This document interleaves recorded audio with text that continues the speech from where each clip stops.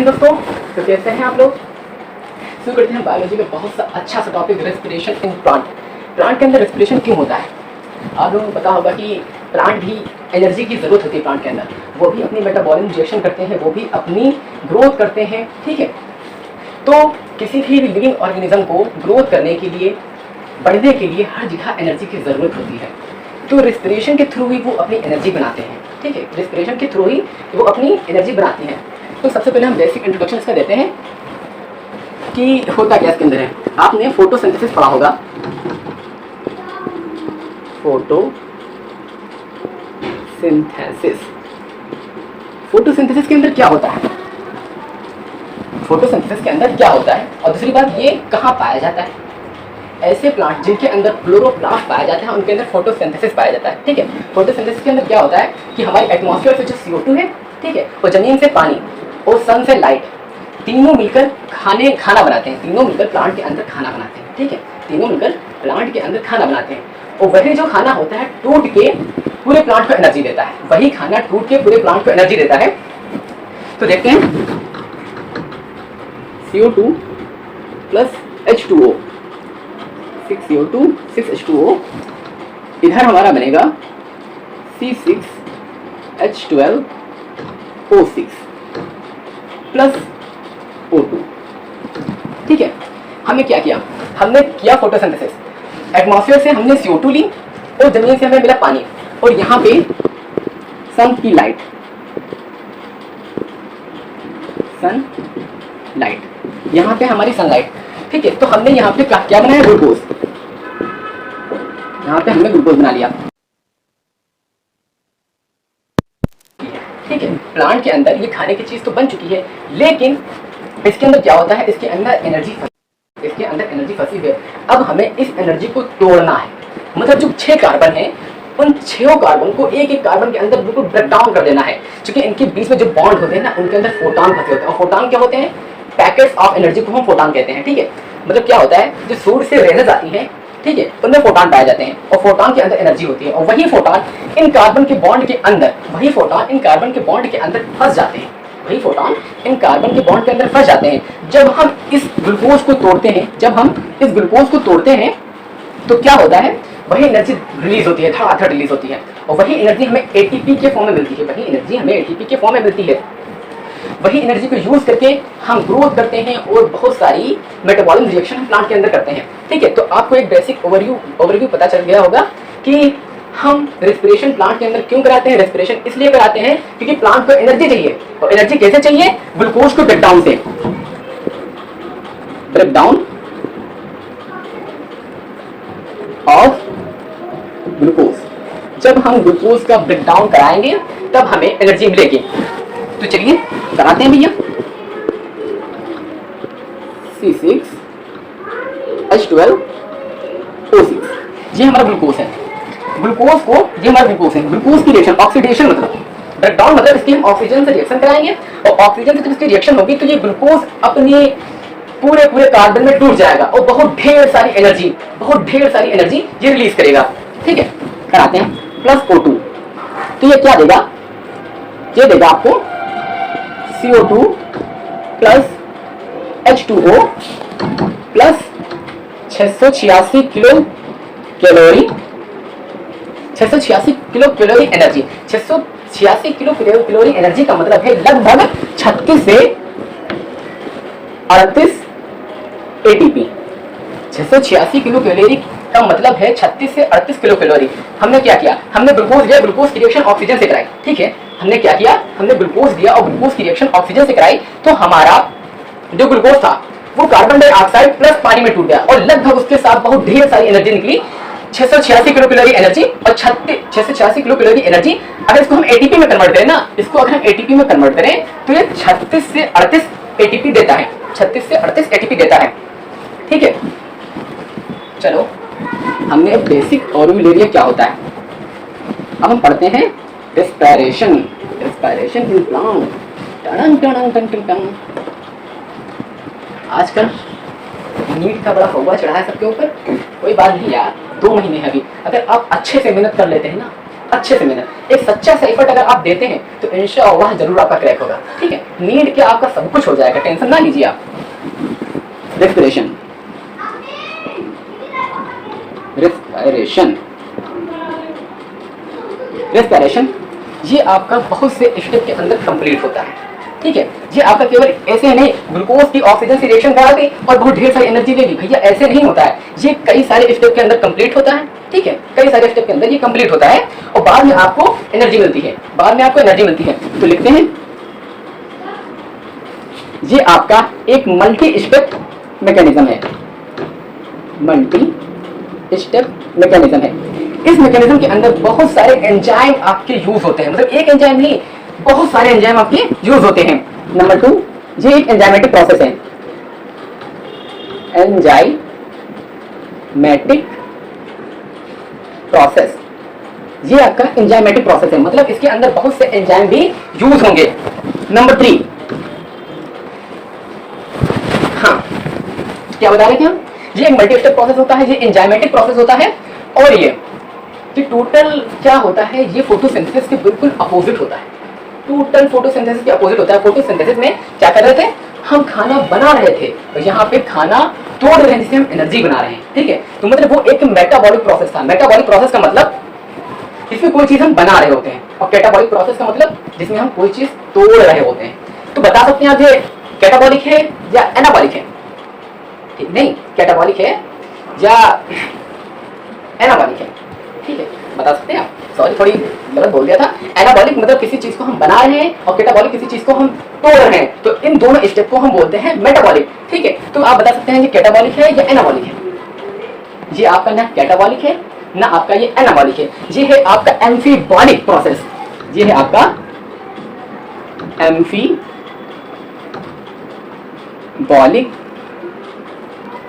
Process, ये है आपका एम्फीबॉलिक प्रोसेस।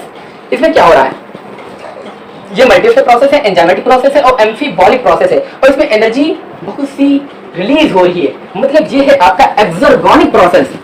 क्या है? एक्सर्गोनिक प्रोसेस।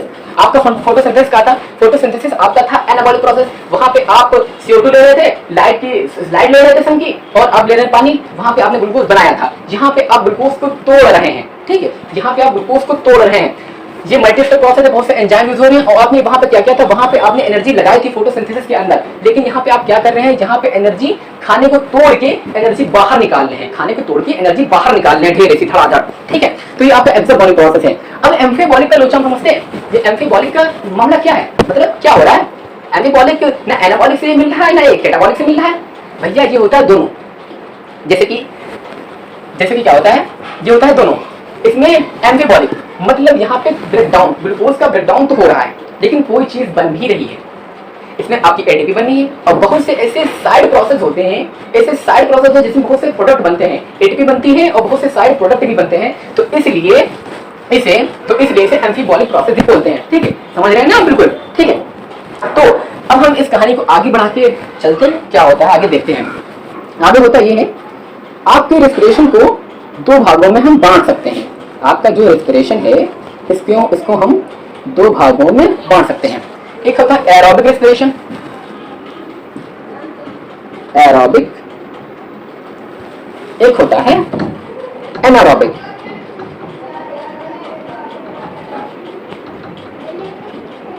एक होता है आपका एरोबिक रेस्पिरेशन, एक होता है एनारोबिक रेस्पिरेशन। एरोबिक रेस्पिरेशन और एनारोबिक रेस्पिरेशन का मतलब क्या है, मतलब ऐसा रेस्पिरेशन जहां पे आपकी ऑक्सीजन मौजूद होगी, जहां पे ऑक्सीजन मौजूद होगी तो वहां पे अगर ऑर्गेनिज्म आपका रेस्पिरेशन कर रहा है, ठीक है, तो उसे एरोबिक रेस्पिरेशन बोलेंगे। और जहां पे ऑक्सीजन प्रेजेंस नहीं होगी और आपका जो ऑर्गेनिज्म है उसके अंदर ऑक्सीजन को यूटिलाइज करने वाले ऑर्गेनेलीज नहीं है, तो वहां पे आपका एनारोबिक रेस्पिरेशन होगा। तो देखते हैं O2 प्रेजेंस, यहां पे लिखते हैं O2 प्रेजेंस, O2 प्रेजेंस, यहां पे आपकी O2 प्रेजेंस नहीं है, O2 प्रेजेंस नहीं है। एरोबिक रेस्पिरेशन के अंदर क्या होगा, एरोबिक रेस्पिरेशन के अंदर आपका जो ग्लूकोज है ना, ये पूरा का पूरा टूट जाएगा, मतलब ग्लूकोज आपका ऑक्सीजन से रिएक्शन करके पूरा का पूरा टूट जाएगा। लिखते हैं यहाँ पे कंप्लीट ब्रेकडाउन,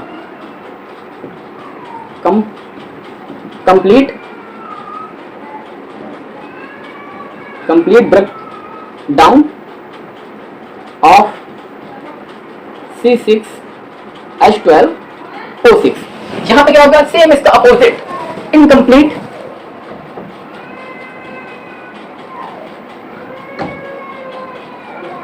इनकम्प्लीट ब्रेकडाउन।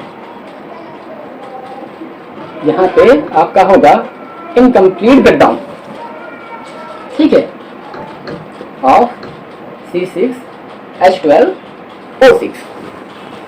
हमने क्या पढ़ा? हमने पढ़ा ये, जहां पे ऑक्सीजन प्रेजेंस होगी, जहां पे ऑक्सीजन की उपलब्धि होगी, वहां पे आपका कंप्लीट ब्रेकडाउन होगा, आपका कंप्लीट ब्रेकडाउन होगा ग्लूकोज का। जहां पे आपकी ऑक्सीजन नहीं होगी, वहां पे आपके ग्लूकोज का इनकम्प्लीट ब्रेकडाउन होगा। आपने पढ़ा है कि जहां कंप्लीट ब्रेकडाउन होता है, वहां पे बहुत ढेर सारी एनर्जी मिलती है ना, वहां पे बहुत ढेर सारी एनर्जी मिलती है, क्योंकि जो कार्बन है वो अपने एक एक, मतलब जो ग्लूकोज है वो अपने एक एक कार्बन के अंदर टूट जाता है। और यहाँ पे क्या होता है, यहाँ पे पूरा का पूरा ग्लूकोज नहीं टूटता, या तो ये एथिल अल्कोहल बनाता है, या तो ये आपका लैक्टिक एसिड बनाता है। और यहाँ पे क्या होता है, यहाँ पे आपकी CO2 बनती है और आपकी ऑक्सीजन बनती है, ठीक है। यहाँ पे आपकी CO2 बनती है और यहाँ पे आपका वाटर बनता है, सॉरी ऑक्सीजन नहीं, यहाँ पे आपका वाटर बनता है। और साथ में बहुत ढेर सारी, कितनी बताई थी, 36 से 38 तक आपको यहाँ पे ATP मिलती है। मतलब यहाँ पे कितनी मिलेगी, हाई एनर्जी, यहाँ पे मिलेगी आपको हाई एनर्जी 36 से 38 तक। यहाँ पे आपको कितनी मिलेगी, लीस्ट अमाउंट, लीस्ट, हार्डली कम से कम यहाँ पे आपको 2 से 3 ATP जो मिलेंगी आपको, जहां पे 2 से 3 ATP ही मिलेंगी, ठीक है। हमने पढ़ लिया रेस्पिरेशन, क्या क्या पढ़ा, फिर से आपको एक बार पूरा रिवाइज करते हैं। रेस्पिरेशन क्या होता है? रेस्पिरेशन होता है ग्लूकोज को, और किस लिए होता है, तो ये बता दें कि प्लांट के अंदर काहे की नीड होती है, एनर्जी की, फॉर ग्रोथ करने के लिए, फॉर ग्रोथ करने के लिए।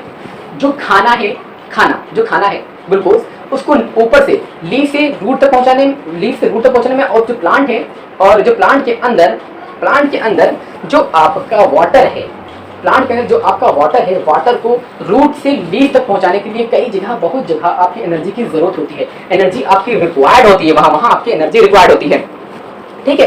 तो एनर्जी बनाने के लिए हम ग्लूकोज को तोड़ते हैं, वही एनर्जी बनाने के लिए हम ग्लूकोज को तोड़ते हैं, और ग्लूकोज को तोड़कर हम एनर्जी बनाते हैं, ठीक है। तो इसको ही हम रेस्पिरेशन कहते हैं। रेस्पिरेशन आपका बहुत मल्टी स्टेप प्रोसेस है, मतलब ये कई स्टेप में कंप्लीट होगा।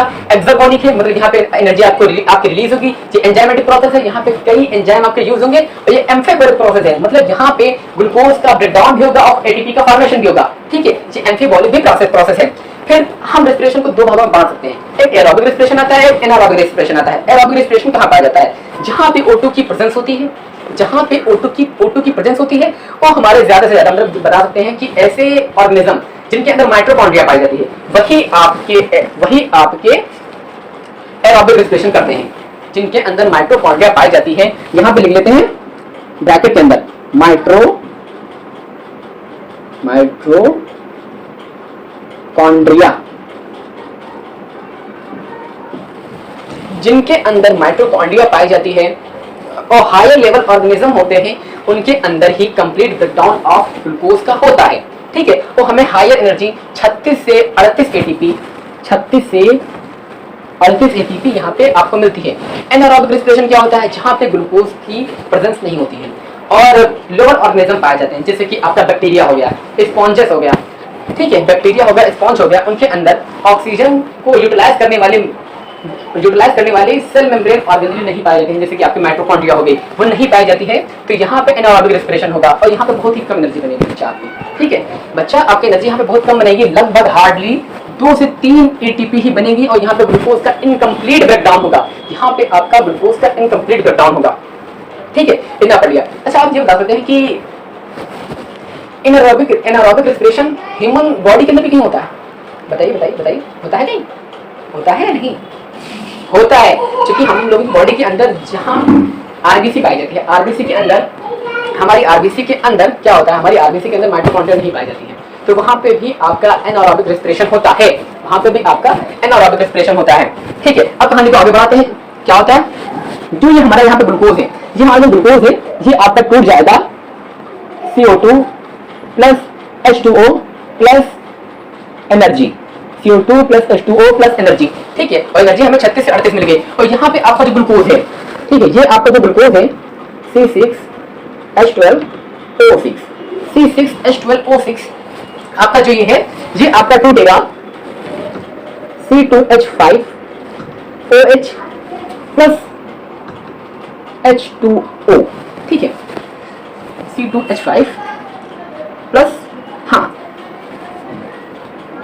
H2O नहीं, यहाँ पे आपका एक मिनट रुको बच्चा,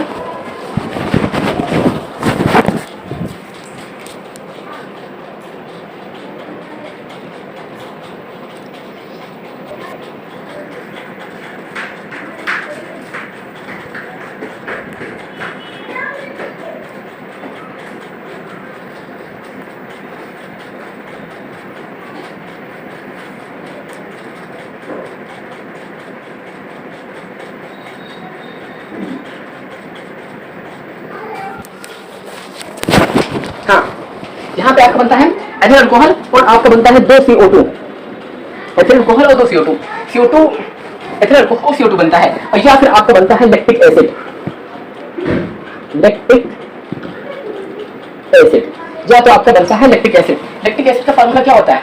ग्लूकोज का सेम आधा कर दो, ग्लूकोज को आधा कर दो, C3H6O3, 2 मॉलिक्यूल बना दो इससे, ये हो गया आपका लैक्टिक एसिड, ठीक है। हमने क्या किया, हमने ग्लूकोज का यहाँ पे ब्रेकडाउन किया, एथिल अल्कोहल बनाया और हमने बनाया CO2, और या फिर एथिल अल्कोहल बनेगा CO2 बनेगा, या फिर आपका बनेगा लैक्टिक एसिड, ठीक है। ये कहाँ पाया जाता है, इसकी लोकेशन क्या है, ये कहाँ पाया जाता है, इसकी लोकेशन क्या है? एथिल अल्कोहल जो होता है ये बैक्टीरिया वगैरह में पाया जाता है, मतलब ये जब अपना ग्लूकोज का ब्रेकडाउन करते हैं तो ज़्यादा से ज़्यादा ये एथिल अल्कोहल बनाते हैं और CO2 बनाते हैं।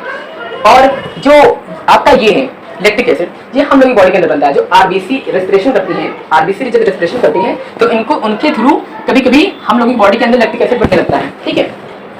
और जो यहाँ पे CO2 निकला है ना, जो CO2 निकला है यही होता है खमीर उठाने में, खमीर उठाने में। जैसे कि आप एग्जांपल ले लीजिए यीस्ट, आप एग्जांपल ले लीजिए क्या का, आप एग्जांपल ले लीजिए यीस्ट का। यीस्ट में क्या होता है, जब यीस्ट फर्मेंटेशन करता है अपना, जब यीस्ट अपना फर्मेंटेशन करता है, ग्लूकोज को तोड़ता है तो एथिल अल्कोहल बनाता है और CO2 बनाता है। और यही CO2 जब इवापोरेट होके एटमॉस्फेयर में जाती है तो आटे को, खमीर को फुला देती है, मतलब आटे और खमीर को फुला देती है, तो यही CO2 उसके लिए रिस्पॉन्सिबल होती है, ठीक है। तो हमने एक पूरा ओवरव्यू पढ़ लिया, रेस्पिरेशन क्या होता है, कितने स्टेप में होता है, एंजाइमेटिक प्रोसेस है, एंफिबोलिक है, एरोबिक होता है, एनारोबिक होता है।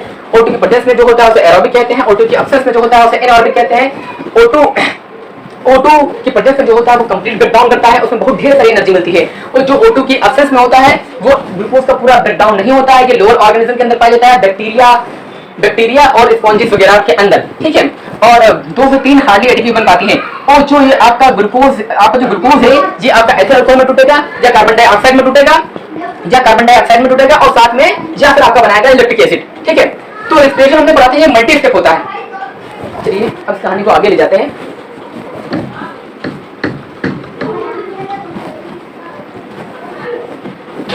वो सॉरी, एक मिनट क्या करें यार, थोड़ा हमारा बोर्ड फिसल गया था आज, फिसल जाइयो, ठीक है। अब हम क्या करते हैं, हमने पढ़ा था जो रेस्पिरेशन होता है ये सब में पाया जाता है, रेस्पिरेशन ये सभी ऑर्गेनिज्म के अंदर पाया जाता है। वो एरोबिक रेस्पिरेशन जो करते हैं उनके अंदर भी, एनारोबिक रेस्पिरेशन करते हैं उनके अंदर भी। ये मल्टी स्टेप होता है। मल्टी स्टेप का मतलब सबसे पहले इसके अंदर एक स्टेप होता है जिसे हम बोलते हैं कौन, ग्लाइकोलिसिस,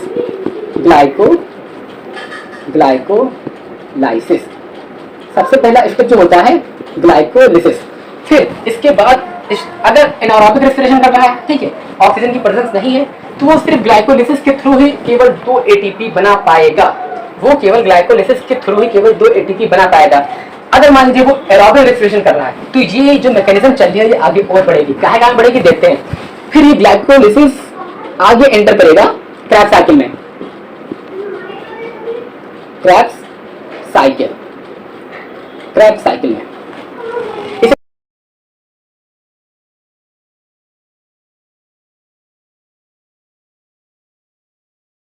और ग्लाइकोलिसिस को ईएमपी पाथवे भी बोलते हैं। इधर लिख देते हैं EMP, EMP pathway. EMP pathway से किसके बोलते हैं? क्योंकि ग्लाइकोलिसिस का जिसने आविष्कार किया था, ग्लाइकोलिसिस का जिसने आविष्कार किया था वो 3 साइंटिस्ट थे जिनका नाम था एम्बर्डन, ई से एम्बर्डन, एम से मेयर, पी से परनास। एम्बर्डन, मेयर, परनास तीनों ने मिलकर ग्लाइकोलिसिस का आविष्कार किया था। ठीक है, तो इसीलिए इसे ईएमपी पाथवे बोलते हैं, ग्लाइकोलिसिस बोलते हैं। और क्रेब्स साइकिल को कैल्विन साइकिल बोलते हैं। क्रेब्स साइकिल के बाद क्या होता है? क्रेब्स साइकिल के बाद रिएक्शन होती है ETS, ETS electron transport system, electron transport system पूरा लिख देते हैं electron transport system, electron transport system. Electron transport system के बाद आपका होगा ऑक्सीडेटिव फास्फोराइलेशन, ऑक्सीडेटिव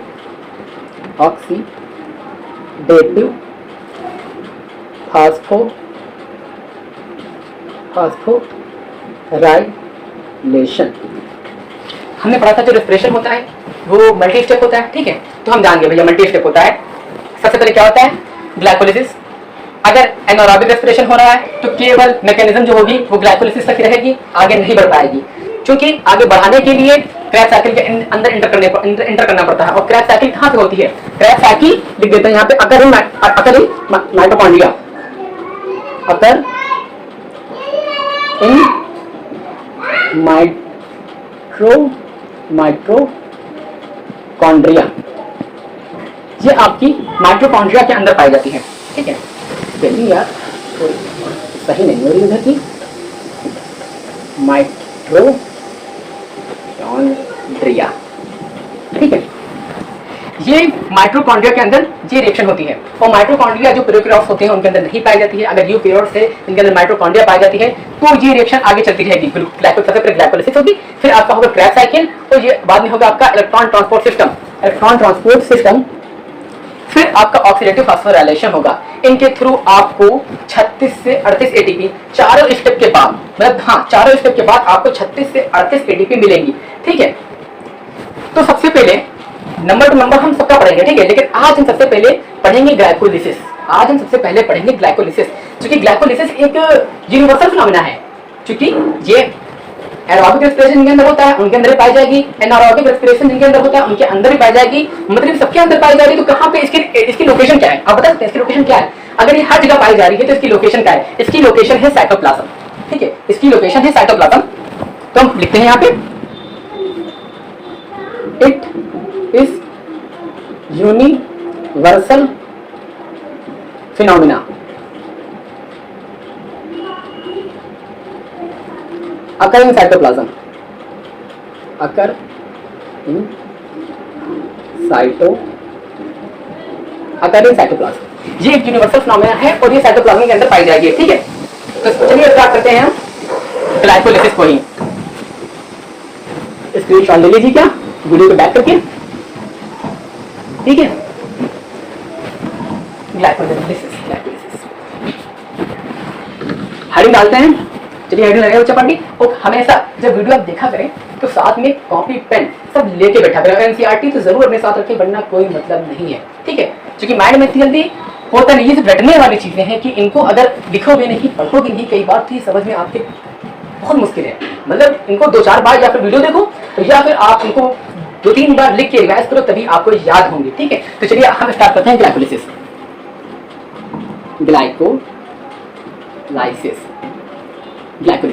ग्लाइकोलिसिस क्या होता है? ये पूरे 10 स्टेप की होती है। ये पूरे 10 स्टेप की होती है। लिखते हैं 10 स्टेप।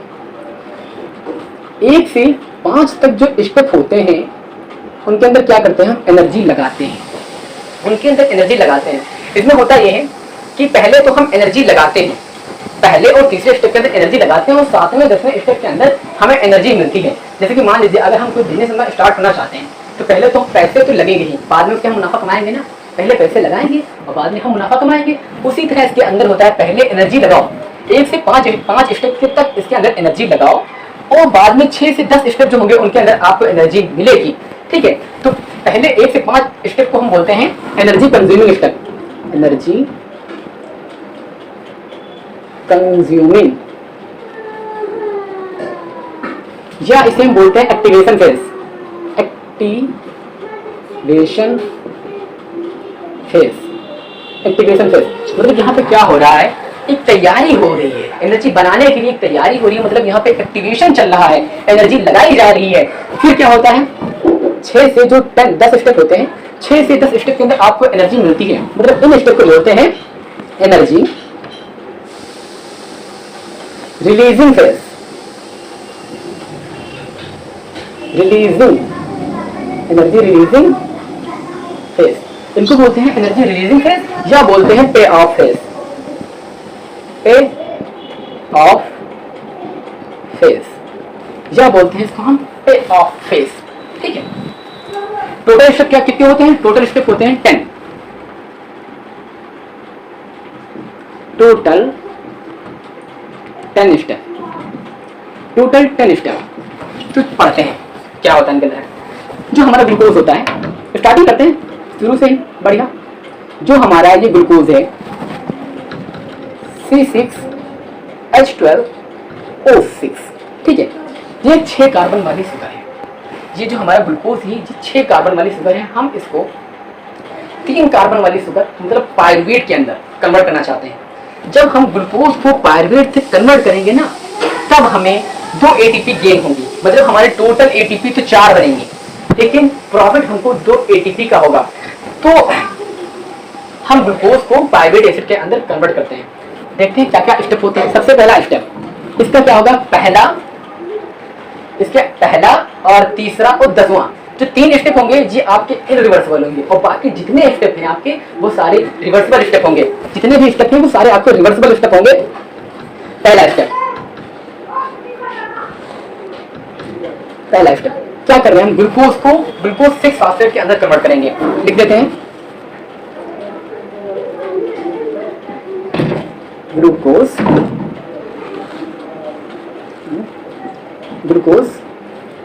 6 phosphate, glucose 6 phosphate.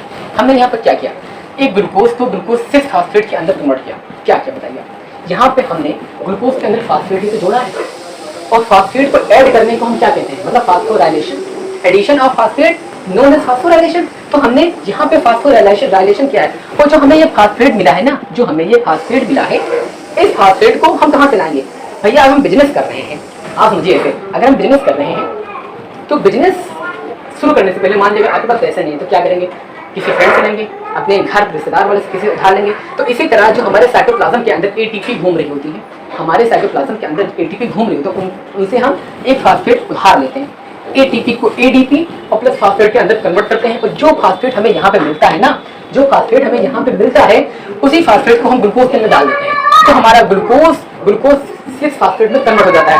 क्या करते हैं यहाँ पे, हमने ATP ली, ATP को तोड़ा, ADP plus PI, ADP plus PI, ये जो फास्फेट हमको मिला है ना, अब इसको डाल दो ग्लूकोज के अंदर। ये जो PI है इसको डाल दो ग्लूकोज के अंदर, तो हमारा क्या हुआ, हमारा ग्लूकोज 6 फास्फेट में कन्वर्ट हो गया। हमने क्या कहा था कि ये एक पूरा एंजाइमेटिक प्रोसेस है, इसके अंदर भैया बहुत से एंजाइम यूज होते हैं, एक नहीं बहुत से एंजाइम। जहाँ पे भी हमारा फास्फोराइलेशन हो रहा होता है, वहां पे हमारा एंजाइम कौन सा यूज होता है, काइनेज। एंजाइम का नाम काइनेज, एंजाइम का नाम हमारा हो गया काइनेज। और हम काहे में फास्फेट ऐड कर रहे हैं ग्लूकोज के अंदर, तो एंजाइम का पूरा नाम ग्लूकोकाइनेज। लिख देते हैं ग्लूकोकाइनेज, एंजाइम का पूरा नाम हमारा होगा ग्लूकोकाइनेज। और इस रिएक्शन को क्या कहते हैं हम, फास्फोराइलेशन, मतलब addition of phosphate known as phosphorylation, phosphorylation. और जहां भी फास्फोराइलेशन हो रहा होता है वहां पे आपके एक आयन का यूज तो जरूर होता है। कौन सा आयन को बता सकते हैं, वहां पे आयन आपका लगता है मैग्नीशियम आयन, Mg++। तो पहला स्टेप हमने पढ़ लिया। पहले स्टेप में हमने क्या किया, ग्लूकोज को ग्लूकोज 6 फास्फेट के अंदर कन्वर्ट कर लिया। ठीक है, ये ग्लूकोज का एक मॉलिक्यूल था 6 कार्बन का, हमने उसको एक मॉलिक्यूल ग्लूकोज 6 फॉस्फेट के अंदर कन्वर्ट कर लिया। अब नंबर 2 स्टेप में देखते हैं क्या होता है। स्टेप नंबर 2, ग्लूकोज को हम फ्रक्टोज 6 फॉस्फेट के अंदर कन्वर्ट करेंगे। Fructose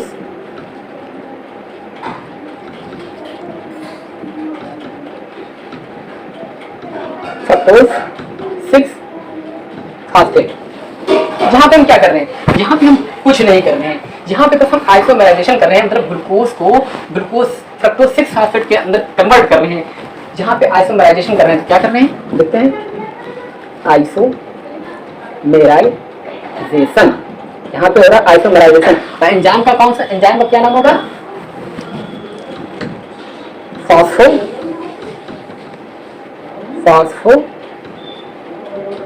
isomerase. जहां पे आपके एंजाइम का नाम होगा फास्फो आइसोमरेज, और यहाँ पे हम कर रहे हैं ग्लूकोज को फ्रक्टोज 6 फॉस्फेट के अंदर कन्वर्ट कर रहे हैं। अच्छा ये बताइए, हम ग्लूकोज को फ्रक्टोज में क्यों कन्वर्ट कर रहे हैं, कोई तो रीजन होगा। क्योंकि हम अगला जो हमारा स्टेप है ना, ये स्टेप नंबर आपका 2 हो गया, जो अगला स्टेप आपका है स्टेप नंबर 3, वहां पे हम फ्रक्टोज को फ्रक्टोज 1,6 बिस फॉस्फेट के अंदर कन्वर्ट करेंगे। मतलब वहां पे फ्रक्टोज में दो कार्बन की वैलेंसी जो हमारी फ्री होंगी, ठीक है, उन पे हम फॉस्फेट के 2 ग्रुप लगाएंगे, इसीलिए हम फ्रक्टोज को यूज कर रहे हैं। और ग्लूकोज में 2 फॉस्फेट डल नहीं सकते, इसके पीछे का रीजन, क्योंकि ग्लूकोज के अंदर एल्डिहाइड ग्रुप पाया जाता है और फ्रक्टोज के अंदर कीटोन ग्रुप पाया जाता है, ठीक है, फ्रक्टोज के अंदर कीटोन ग्रुप पाया जाता है, इसीलिए हम ग्लूकोज को फ्रक्टोज के अंदर कन्वर्ट करते हैं। ये रिएक्शन हो गया, स्टेप नंबर 2 हो गया, हमने ग्लूकोज 6 फॉस्फेट को फ्रक्टोज 6 फॉस्फेट के अंदर कन्वर्ट कर लिया। इस रिएक्शन को बोलते हैं आइसोमराइजेशन, और यहाँ पे एंजाइम आपका यूज हो रहा है फास्फो आइसोमरेज, ठीक है। अब स्टेप नंबर 3 देखते हैं क्या होता है। हमने क्या बताया था, स्टेप नंबर 1, स्टेप नंबर 3 और स्टेप नंबर 10 ये इरिवर्सिबल होगा, और बाकी जितने स्टेप होंगे वो सारे रिवर्सिबल होंगे। तो स्टेप नंबर 3 हमारा देखते हैं, स्टेप नंबर 3 देखते हैं क्या होता है। हमारा जो फ्रक्टोज है, फ्रक्टोज को हम फ्रक्टोज 1,6 बिस फॉस्फेट के अंदर कन्वर्ट करेंगे। देखते हैं, फ्रक्टोज 1,6 बिस फॉस्फेट,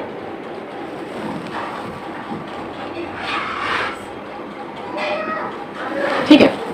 यहाँ पर हमने क्या किया, हमने किया फ्रक्टोज को फ्रक्टोज 1,6 बिस फॉस्फेट के अंदर कन्वर्ट कर लिया। यहाँ पे भी हमने एक फॉस्फेट ग्रुप को ऐड किया है। फिर हम क्या करेंगे, वही साइटोप्लाज्म के अंदर जाएंगे, एटीपी को लाएंगे, एटीपी को तोड़ेंगे और एटीपी को तोड़कर एडीपी प्लस पीआई के अंदर कन्वर्ट करेंगे। फिर उनसे एक एटीपी उधार लेंगे, ठीक है, फिर उनसे हम एक एटीपी उधार लेंगे, और वही जो हमारा फॉस्फेट ग्रुप एटीपी से निकलेगा वही उठा के हम इस फ्रक्टोज के अंदर डाल देंगे, तो हमारा फ्रक्टोज 1,6 बिस फॉस्फेट बन जाएगा, ठीक है। चलो वही रिएक्शन फिर से करते हैं, हम एटीपी लेते हैं, एटीपी को तोड़ते हैं, ADP plus pi, ADP plus pi, ये जो हमारा फॉस्फेट निकला है ना, उसको हम फ्रक्टोज के अंदर डाल देंगे। फ्रक्टोज 6 फॉस्फेट के अंदर हमने डाल दिया और हमने बना दिया fructose 1,6 bis phosphate. Addition of phosphate में क्या बताया था, क्या कहलाता है, फास्फोराइलेशन। तो ये रिएक्शन कौन सी हुई हमारी, फास्फोराइलेशन, ये रिएक्शन हुई हमारी फास्फोराइलेशन। तो यहाँ पे हमारा एंजाइम कौन यूज होगा, हमने बताया था जहाँ पे एटीपी ऐड की जाए वहां पे आपका एंजाइम हमेशा काइनेज यूज होता है, और यहाँ पे एंजाइम का नाम होगा आपका फास्फोफ्रक्टोकाइनेज। क्योंकि फ्रक्टोज के अंदर आपका फॉस्फेट ग्रुप ऐड हो रहा है, तो आपके एंजाइम का नाम होगा फास्फोफ्रक्टोकाइनेज, फास्फोफ्रक्टोकाइनेज। और Mg+ आयन तो आपके यूज ही होंगे, Mg++, ठीक है। ये आपका हुआ स्टेप नंबर 3, ये आपका हुआ स्टेप नंबर 3 हो गया, ठीक है। हमने क्या किया, हमने ग्लूकोज लिया, ग्लूकोज को ग्लूकोज 6 फॉस्फेट के अंदर कन्वर्ट किया, ठीक है। ग्लूकोज 6 फॉस्फेट को हमने फ्रक्टोज 6 फॉस्फेट के अंदर कन्वर्ट किया, और फ्रक्टोज 6 फॉस्फेट को फ्रक्टोज 1,6 बिस फॉस्फेट के अंदर कन्वर्ट कर लिया। यहाँ पे हमारे स्टेप हो गए 3, ठीक है। अब स्टेप नंबर 4 के अंदर देखते हैं क्या होता है। स्टेप नंबर 4 के अंदर होगी स्प्लिटिंग। जो हमारे ये फ्रक्टोज 1,6 बिस फॉस्फेट है ना, ये आपका, और यहाँ पे अभी तक एक ही मॉलिक्यूल की कहानी चल रही थी, ठीक है, हाँ, एक मॉलिक्यूल आपका फ्रक्टोज 6 फॉस्फेट का और एक मॉलिक्यूल आपका फ्रक्टोज 1,6 बिस फॉस्फेट का, ठीक है। अब जो ये फ्रक्टोज 1,6 बिस फॉस्फेट है ना आपका, ये आपका टूटेगा 3-फॉस्फोग्लिसरिक एसिड और डाइहाइड्रोक्सी एसिटोफॉस्फेट के अंदर, ठीक है। लिखते हैं, ये आपका टूटा, एक मॉलिक्यूल आपका बनेगा 3PGAL, ठीक है। और आपका एक मॉलिक्यूल बनेगा DHAP। ये दोनों आपकी तीन कार्बन की शुगर है, ये दोनों आपकी तीन कार्बन की शुगर है, ठीक है। और इस रिएक्शन को कहते हैं स्प्लिटिंग। हमने क्या किया, हमने फ्रक्टोज 1,6 बिसफॉस्फेट को तोड़कर हमने बनाया एक मॉलिक्यूल बनाया 3-फॉस्फोग्लिसरॉल्डिहाइड का, और एक मॉलिक्यूल हमने बनाया डाइहाइड्रोक्सी एस्टोफॉस्फेट का, ठीक है। ये हमने तीन कार्बन के 2 मॉलिक्यूल हमने बना लिए, तीन कार्बन के हमने 2 मॉलिक्यूल बना लिए। यहाँ पे भी स्प्लिटिंग करने के लिए तो कोई एंजाइम होना चाहिए, इसे तोड़ने के लिए कोई एंजाइम होना चाहिए, तो यहाँ पे एंजाइम हमारा यूज होगा एल्डोलेज। कौन सा? एल्डोलेज।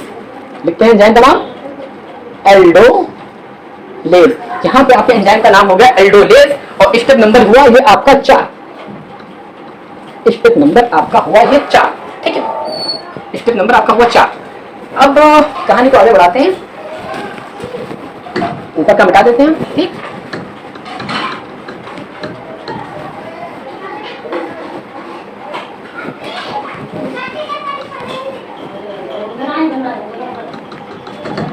वीडियो लंबी चलेगी, कृपया खाना वाना लेके बैठे हैं, ठीक है। ठीक, जो हमारा ये 3-फॉस्फोग्लिसरॉल्डिहाइड था और डाइहाइड्रोक्सी एस्टोफॉस्फेट जो है, ये दोनों आपस में इंटर कन्वर्टेबल है। मतलब हमारा जो ये फॉस्फोग्लिसरॉल्डिहाइड और डाइहाइड्रोक्सी एस्टोफॉस्फेट, ये दोनों आपस में इंटर कन्वर्टेबल हैं, दोनों आपस में मिल जाते हैं और दोनों आपस में बदलते रहते हैं। तो स्टेप नंबर 5 में क्या होगा, एक मॉलिक्यूल 3PGAL इंटर कन्वर्टेबल है DHAP में, ठीक है, DHAP में। तो अब हम कहानी 2 मॉलिक्यूल से लेके चलेंगे। मतलब हमने मान लिया कि जो इसके साथ होगा, जो डाइहाइड्रोक्सी एस्टोफॉस्फेट के साथ होगा, वही आपका फॉस्फोग्लिसरॉल्डिहाइड के साथ होगा, ठीक है, वही आपका फॉस्फोग्लिसरॉल्डिहाइड के साथ होगा। तो अब हम कहानी लेके चलेंगे 2 मॉलिक्यूल 3PGAL की, 2 मॉलिक्यूल 3PGAL की। ये आपका स्टेप नंबर 5 था, ठीक है। ये आपका स्टेप नंबर 6 है, ये आपका स्टेप नंबर 6 है।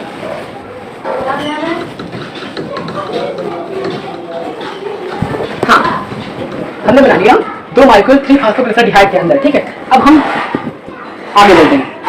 अब हमने क्या किया, अब हमारे आपने देखा कि जो एनर्जी कंज्यूम होनी थी वो हो चुकी है, जो हमें एनर्जी लगानी थी वो लग चुकी है। स्टेप नंबर 1 में, स्टेप नंबर 3 में आपकी एनर्जी लग चुकी है। अब हम क्या करेंगे, यहाँ पे मुनाफा मिलेगा हमको, ठीक है, पैसे लगा चुके हैं, अब प्रॉफिट कमाने का वक्त आ गया है।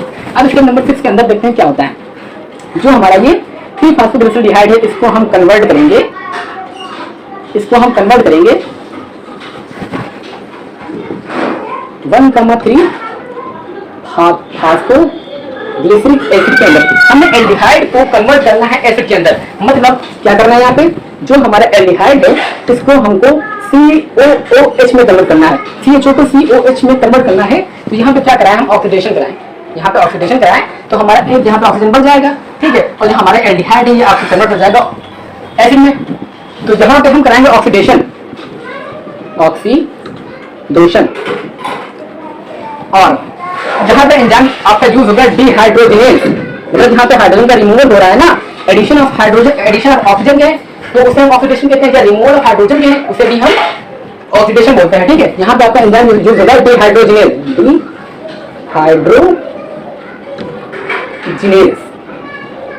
डिहाइड्रोजिनेज। फास्फो इसका पूरा नाम होगा PGAL, फॉस्फोग्लिसरॉल्डिहाइड डिहाइड्रोजिनेज। हमने क्या किया है, हमने 3-फॉस्फोग्लिसरॉल्डिहाइड को 1,3 फॉस्फोग्लिसरिक एसिड के अंदर कन्वर्ट किया है। मतलब हमने यहाँ पे भी एक फास्फेट ग्रुप को भी बनाया है, यहाँ पे भी हमने एक फास्फेट ग्रुप को बनाया है। अब हम क्या करेंगे, यहाँ पे फिर से तो ATP लाएंगे नहीं, क्योंकि हमसे उधार ले चुके हैं, पहले 2 बार उधार ले चुके हैं, स्टेप नंबर 1 स्टेप नंबर 3 में। अब हम क्या करेंगे, जो हमारे साइटोप्लाज्म के अंदर बहुत से आवारा ही बोल सकते हैं, बहुत से आवारा फास्फोरिक एसिड जो घूम रहे हैं, H3PO4, यहाँ पे लाएंगे H3PO4 को, फास्फोरिक एसिड H3PO4, जो हमारा H3PO4 है। अब इसको तोड़ के हम फास्फेट निकालेंगे और वही फास्फेट हम डाल देंगे इसके अंदर, तो हमारा कन्वर्ट हो जाएगा 1,3 फॉस्फोग्लिसरिक एसिड के अंदर। अगर हाँ ये भी देखिए, जो हमारा फास्फोग्लिसरेडिहाइड है, फास्फोग्लिसरेडिहाइड जो हमारा है फास्फोग्लिसरिक एसिड के अंदर कन्वर्ट हो रहा है। फास्फोग्लिसरेडिहाइड जो है फास्फोग्लिसरिक एसिड के अंदर कन्वर्ट हो रहा है, तो यहाँ पे हाइड्रोजन का रिमूवल तो होना ही पक्का है, ठीक है। क्योंकि जब हाइड्रोजन निकलेगा तभी तो ऑक्सीजन वहां पे जुड़ेगा, और हाइड्रोजन जब हमारे यहाँ से निकलेगा तो वो जाएगा कहाँ, जाएगा साइटोप्लाज्म के अंदर। अगर साइटोप्लाज्म के अंदर गया तो वहां पे एसिडिटी बढ़ जाएगी। अगर एसिडिटी बढ़ी तो हमारा पीएच डिक्रीज कर जाएगा, तो पूरे प्लांट का, पूरी बॉडी का होमियोस्टेसिस बिगड़ जाएगा, जो हम बिल्कुल नहीं चाहते। तो हम क्या करेंगे, यहाँ पे हमारे होते हैं एक रक्षक, समझिए रक्षक की तरह होते हैं, जो हमारी एसिडिटी और हमारा होमोस्टेसिस बिगड़ने से रोकते हैं, उन्हें बोलते हैं NAD। यहाँ पे आपके NAD आएंगे, NAD आएंगे, और NAD आपके कन्वर्ट हो जाएंगे किसके अंदर, NADH2 के अंदर, NADH2। ठीक है, हमारा जो NAD है आपका NADH2 के अंदर कन्वर्ट हो गया हाइड्रोजन एक्सेप्ट करके। तो क्या होगा, हमारा फास्फोग्लिसरेडिहाइड आपका 1,3 फास्फोग्लिसरिक एसिड के अंदर कन्वर्ट हो गया, और यहाँ पे जो हाइड्रोजन निकले थे उनको किसने गेन किया, उसको गेन किया NAD में, और NAD कहाँ में कन्वर्ट हो गया, NADH2 में। जो ये NADH2 होता है ना, ये आपके अंदर समझो एनर्जी का खजाना होता है, बहुत ढेर सारी एनर्जी के अंदर होती है। लगभग एक NADH2 के अंदर 3 एनर्जी होती है, हाँ 3 ATP होती है। एक NADH2 के अंदर कितनी ATP पाई जाती है, 3 ATP। और साइड में यहाँ पे एक और टर्म लिख लेते हैं, एक NADH2 होता है, एक FADH2 होता है। FADH2 के अंदर आपकी 2 ATP पाई जाती है। ये भी एक बात लिख लीजिए, FADH2 के अंदर आपकी पाई जाती है 2 ATP। जब प्लांट को ज्यादा जरूरत पड़ेगी तो यही जो NADH2 बना है ना, यहाँ पे हमारा यही जो NADH2 बना है, ये आपका टूट जाएगा और 3 ATP और दे देगा। फिर 3 ATP एक मॉलिक्यूल दे देगा। यहाँ पे 2 फास्फोग्लिसरेडिहाइड थे, ठीक है, तो 2 हाइड्रोजन निकलेंगे, तो 2 NAD से गेन करने के लिए आएंगे, ठीक है। यहाँ पे 2 NAD गेन करने के लिए आएंगे, 2 NAD गेन करने के लिए आएंगे, तो 2 हाइड्रोजन गेन करके NADH2 में बन जाएंगे, ठीक है। यहाँ पे 2 मॉलिक्यूल आपके NADH2 में बन चुके हैं, ठीक है। अब ये आपका स्टेप नंबर 6 पूरा हो चुका है। अब क्या करते हैं, ये जो हमारा 2 मॉलिक्यूल लेके चलेंगे, ये जो हमारा फास्फोग्लिसरिक एसिड है ना, ये जो हमारा फास्फोग्लिसरिक एसिड है, ये आपका कन्वर्ट होगा 3PGA के अंदर, 3PGA गला पड़ गया यार, 3PG के अंदर। मतलब क्या क्या, यहाँ पे हमने एक फास्फेट को रिमूव कर दिया, हमने जो उधार ले रखा था ना ATP से पुरानी वाली, अब हमें वक्त आ गया है कि लाओ उन्हें हम लौटा दें, ठीक है। तो यहाँ पे क्या होगा, 2 ADP जो साइटोप्लाज्म के अंदर घूम रही है ना, 2 ADP जो साइटोप्लाज्म के अंदर घूम रही है, 2 ADP आपकी टूट के कन्वर्ट हो जाएंगी 2 ATP में। तो यहाँ पे आपके 2 फास्फेट निकलेंगे,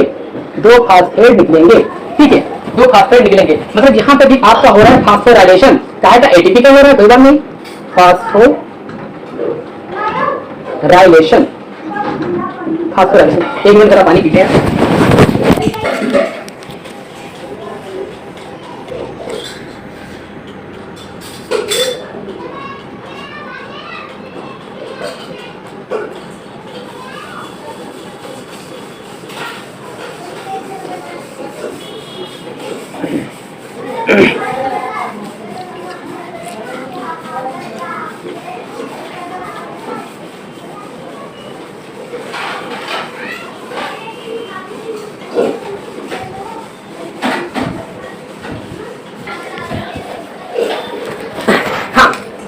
तो क्या हुआ, हमने यहाँ पे 1,3 फास्फोग्लिसरिक एसिड था उसको कन्वर्ट कर दिया केवल 3 फास्फोग्लिसरिक एसिड के अंदर। तो हमने यहाँ पे 2 फास्फेट ग्रुप निकाल दिए, और जो फास्फेट ग्रुप निकाले उसको गेन किया ADP ने, और 2 ATP के अंदर कन्वर्ट हो गए। हमने बताया था कि पूरा प्रोसेस जो है एंजाइमेटिक है। तो यहाँ पे कौन से एंजाइम इसको गेन करने के, कौन सा एंजाइम रिएक्शन कराया गया, एंजाइम रिएक्शन कराया गया आपका फास्फोकाइनेज। एंजाइम का नाम होगा फास्फोकाइनेज, ठीक है, फास्फोकाइनेज। यहाँ पे फास्फोराइलेशन हो रहा है, फास्फोराइलेशन ऑफ ADP और मैग्नीशियम आयन तो आपके यूज ही होंगे। टाइम काफी हो रहा है, तो चलिए इसको हम जल्दी निपटाते हैं, ठीक है। स्टेप नंबर 7 हो गया हमारा, स्टेप नंबर 7 हो गया। स्टेप नंबर 8 देखते हैं क्या होता है। ये आपका रिवर्सिबल होगा, हमने बताया था 1, 7 और 10 रिवर्सिबल होंगे, और बाकी सारे आपके रिवर्सिबल होंगे। हमारा जो 3 फास्फोग्लिसरेडिहाइड है ना, इसको हम कन्वर्ट करेंगे 2 फास्फोग्लिसरिक एसिड, हाँ सॉरी 3 फास्फोग्लिसरिक एसिड जो है इसको हम 2 फास्फोग्लिसरिक एसिड के अंदर कन्वर्ट करेंगे। यहाँ पे क्या कर रहे हैं, जो 3 पोजीशन पे हमारा फास्फेट लगा है उसको हम दूसरी पोजीशन पे लगा रहे हैं। कुछ नहीं कर रहे हैं, मतलब आइसोमराइजेशन कर रहे हैं। तो रिएक्शन का नाम क्या होगा, आइसोमेराइजेशन। रिएक्शन का नाम होगा आइसोमराइजेशन, ठीक है। और यहाँ पे आपका एंजाइम आइसोमेरेज नहीं होगा, यहाँ पे आपका एंजाइम यूज होगा न्यूटेज। यहाँ पे आपका एंजाइम यूज होगा न्यूटेज, ठीक है। एंजाइम का पूरा नाम देते हैं फास्फोन्यूटेज। एंजाइम का पूरा नाम आपका फास्फोन्यूटेज। आपका जो 2 मॉलिक्यूल आपके बने थे फास्फोग्लिसरिक एसिड के, अब वो कन्वर्ट हो चुके हैं 2 फास्फोग्लिसरिक एसिड के अंदर। हमने क्या किया, तीसरी पोजीशन में फास्फेट लगा था उसको आइसोमेराइज करके दूसरी पोजीशन पे हमने लगा दिया है, ठीक है, फास्फेट को। तो हमने बस इसके अंदर आइसोमेराइजेशन किया है, कुछ नहीं किया, संरचना में परिवर्तन किया है, ठीक। ये स्टेप नंबर आपका 8 हो गया। बस 2 स्टेप बचे, थोड़ी कहानी खत्म हो रही, ग्लाइकोलाइसिस बहुत ही हो गया यार। अब स्टेप नंबर 9 देखते हैं क्या होता है। अब जो हमारा ये फास्फोग्लिसरिक एसिड है ना, जो हमारा ये 2 मॉलिक्यूल फास्फोग्लिसरिक एसिड है, ये आपको कन्वर्ट होगा 2 मॉलिक्यूल फास्फोपिनोपाइरुवेट के अंदर, पीईपी में। आपके 2 मॉलिक्यूल पीईपी के अंदर कन्वर्ट होगा, ठीक है। आपके 2 फास्फोग्लिसरिक एसिड हैं, ये आपके कन्वर्ट होंगे फास्फोपिनोपाइरुवेट के अंदर, ठीक है। तो यहाँ पे अगर हम CO2 को निकाल दें, तो यहाँ पे आपका फास्फोपिनोपाइरुवेट मिल जाएगा। मतलब यहाँ पे मेरा डीकार्बोक्सिलेशन, यहाँ पे होगा आपका डीकार्बोक्सिलेशन, ठीक है। यहाँ पे होगा आपका डीकार्बोक्सिलेशन। अब क्या होगा, ये आपका होगा स्टेप नंबर 9। स्टेप नंबर 10 देखते हैं, कहानी खत्म करते हैं, बहुत हुआ। स्टेप नंबर 10 के अंदर क्या होता है, अगर हम फास्फोपिनोपाइरुवेट के अंदर से पानी निकाल दें तो यहाँ पे रिमूवल ऑफ, एक मिनट,